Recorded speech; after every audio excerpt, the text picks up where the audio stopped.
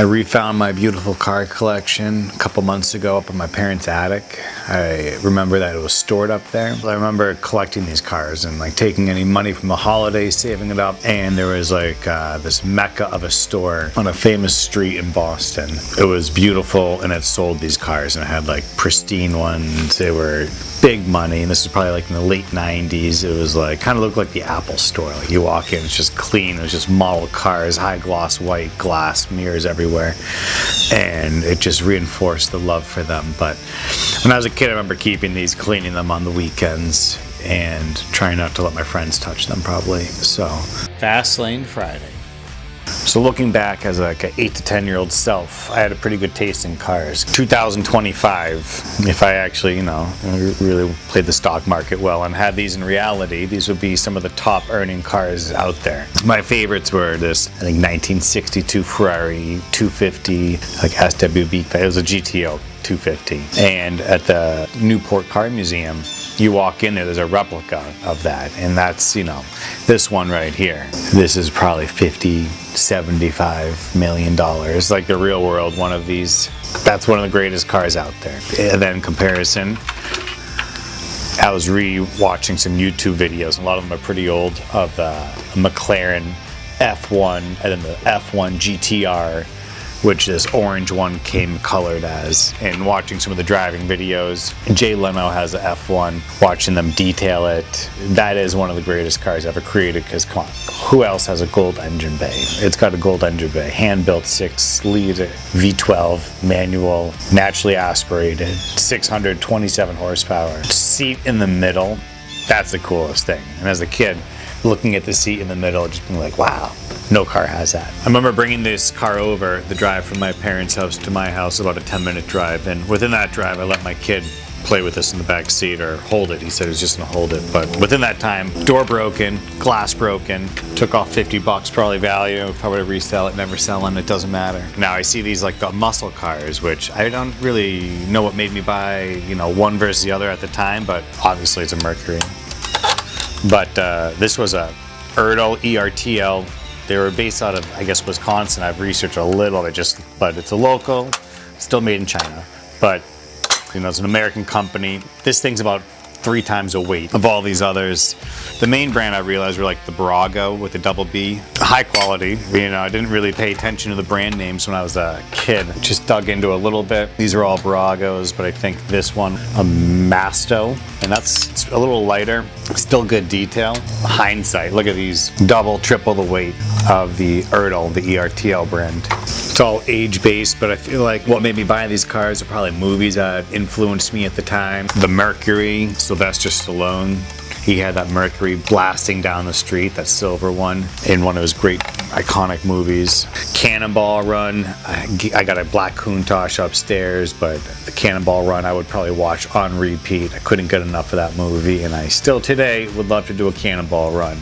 In legal speeds, obviously, but that movie got me super pumped for Lamborghinis and all the other cars in it. Going to car shows, I'd see the iconic cars, or even as a little kid, the cartoons of Roadrunner. You see the influence of the 1960s Plymouth Roadrunners, or just the natural color of some of the beautiful cars, like the crazy orange that the McLaren came in, and no other car had that orange. And being able to pass it on to my kid is a beautiful thing, because it totally recreated some of the memories and the spark of the love for these cars, and it made me want to buy more cars. I was looking online, I started wanting to buy more, adding to the collection, doing it all over again. So I bought these cars when I was probably 10 years old, 8, 12, hypothetically. If I was a man of endless money, I was a go-getter. Any way I could make some money, I would find an opportunity to make $20. $20 here, $20 there, $20 times 3, I got myself a new model car. I knew that, and that motivated me. By 10, I was definitely hitting doors, shoveling for people, cash on the cold days in the pockets. It's like anything. You make it a priority. You want something, and I taught a good lesson to want something, work towards it, try and follow that through, and hopefully we can teach that to our kids. And these are all cars I would dream of having in a real car collection today. There's not one of these cars I wouldn't adore and love and make sure I drive it on routine. And you think of a 1988 or Ferrari 288 GTO, and it's a landmark Ferrari.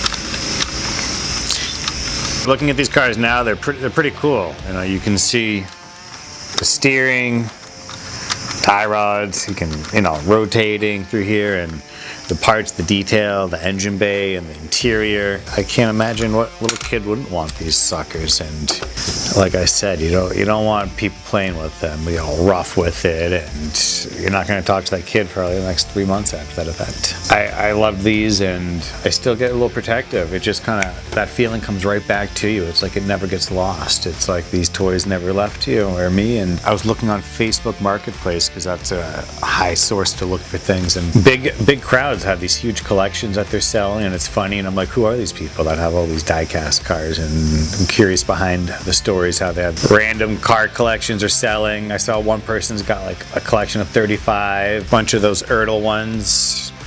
I'd like to keep adding to this and, pass it on to the generation And fortunately, I don't push this on my kid, but he likes it and respects it and enjoys it and keeps them clean, most importantly. Forgot to mention, after these things sitting in the boxes for, don't want to do the math in front of my own self even, they were just full of dust inside and out. And the morning after, the day I brought them home, my son and I came out on this porch at like 6 in the morning and set up shop. Paper towels, Q-tips, cotton pads, vinegar, the water, some nice bowls, and car by car, full detail. Spent a good 3 hours cleaning all of these cars. After we did the first round, I brought out the Adams polish shine spray, some quick detail spray on it with the microfiber, and that was it. I should have air hosed it. Believe it or not, I don't have a compressor here, but I should have hit these with the air hose. I still might. He would like that. Gave him a full detail. They're clean inside and out. He loved it, and it's a way to entertain a kid. You get a kid away from a TV, cars, Q-tips, cleaning solvents. It was a good time, and it was a good memory, and it's nice to be able to share the passion.